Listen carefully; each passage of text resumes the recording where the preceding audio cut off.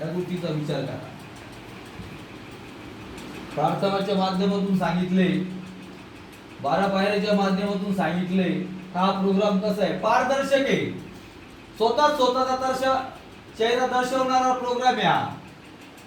नितळ आहे, पाण्यासारखा नित्य आणि निर्मळ आहे. जर तुम्ही जो घेतला, भविष्य कोणाचं उचल होणार आहे? आमचं.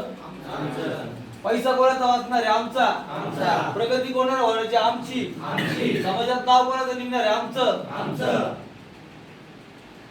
आमचा बेनिफिट काय आहे? विचारतो ना. आमचा बेनिफिट काय आहे? का आमचा उद्देशच तो आहे. आनंदगर फाउंडेशनचा एक व्यसनाधीन माणसाला व्यसनाच्या बाहेर काढणे, बाकी दुसरं काही नाही. येतं का लक्षात? जे जर मिळतंय त्याला मिस करू नका. आमचं काम आहे देणं.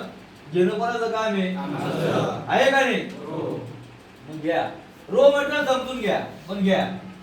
अरे इथून पुढे गेल्यानंतर तुम्हाला काम येणार आहे रिहॅबिलिटेशन सेंटर. रिहॅबिलिटेशन म्हणजे काय?